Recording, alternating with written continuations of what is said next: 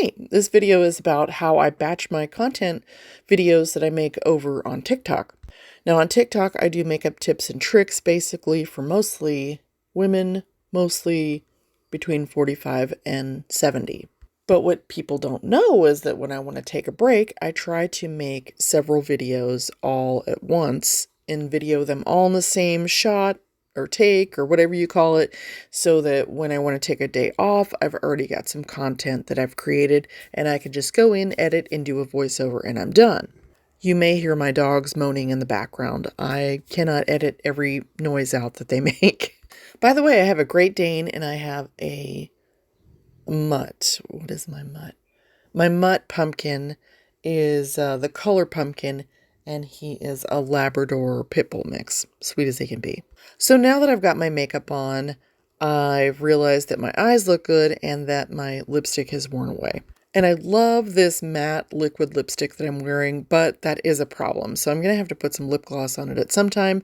And yes, I have some music going on in the background, and I'm making all these weird faces just to see what actually looks right on camera. You would be amazed at all the ridiculous faces I have to make at myself in my camera just to get one shot that looks right. So this is my uncut, unfiltered bunch of videos from my phone that I've got to get rid of, but they're just funny and I thought I'd upload them. And my personality totally changes every time I put on like big lashes or different kind of makeup and then throw on a wig and everything changes. By the way, it is morning time. I'm just sitting here slurping on some coffee, trying to get rid of the frog in my throat. I actually love this wig. I felt like I was, back in the 80s. It was great. It's some kind of rocker wig I found on Amazon, and it's not even for women, it's for men. And you see, I'm taking some of my lip gloss and I'm fixing that lipstick because it's driving me crazy.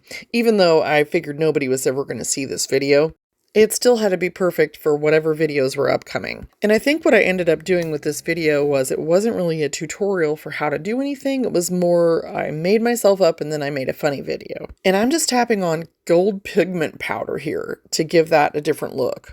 And again, if you see me bobbing my head and doing little weird faces, it's because the music is really popping in the background. But since we're not allowed to put that on YouTube, I had to edit it out, unfortunately. So this is something a lot of us have to do when we're trying to batch content is, we try on different clothing or different hair or something different, and that way we can go and make a second video without having to take off all that beautiful makeup. And as you can see, when you take a hair cap off, your hair looks ridiculous. So the hair cap went back on. I was actually hoping to do something with my real hair, and that didn't work out. So now I'm going to try a scarf. I actually made a video showing how to tie a scarf because I thought I had so many problems at first getting the bow just right that maybe somebody else didn't know how to tie one so that it looked really cute. And I made the comment that I thought everybody could pull off a cute scarf. And of course, there were always, somebody that will say, no, I can't do it. And I understand, not everything is for everybody, but I tried. Well, this one was kind of a floppy bow. And then I took it off and I did it again. There's a lot of that. If you know a content creator, they are constantly making something and then probably making it over. It's kind of like being in the movies for a really short clips. It's like you take, you retake, and then you realize, oh man, when you go back to look at it, to edit it, you're like, oh no, that looks terrible. I can't use that. And why we're so obsessed with putting out perfect content, I don't know. But as you'll see here in just a minute, I did get that bow to be a little bit better than what it was before, and I was actually a lot happier with how that turned out. And you may have noticed that in between somewhere, I scrubbed my lipstick off and now I have a different color on. I also have different earrings on, a different top, because I'm trying to make it look like a different day. Then one of my followers on TikTok asked me if I would do the crazy trend that was going around at the moment where you use your lipstick as a color corrector. So that's why I'm putting lipstick on my inner eyes. And of course this works. And the reason that it works, if you're not aware, is that when you put your concealer on there, it basically turns your lipstick orange. Well, orange is going to color correct. So if you have dark circles, an orange color will help cover those up.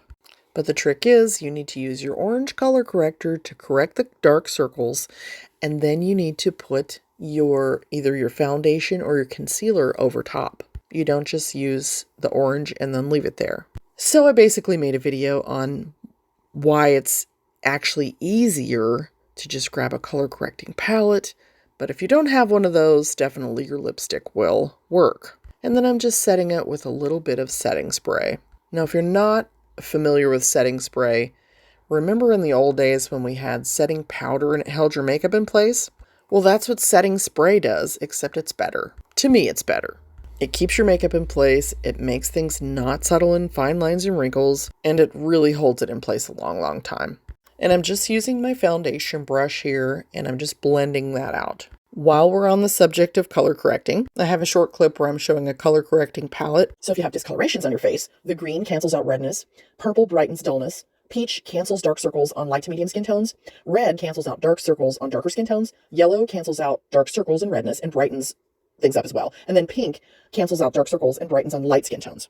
Now I've gone back to that crazy wig, and I'm going to use my scarf on the wig as well to come up with a totally different look. And at this point, I'm thinking, I want longer hair, I want perms to come back, I just want some big, crazy hair like this because it is so much fun. Now I'm trying to get the back part of that really wide so it'll hold that hair up, and you'll see that I'm just having a heck of a time. But I continue to film because you never know when you get a really cool shot, and so my phone is just jam-packed with all these kind of crazy videos.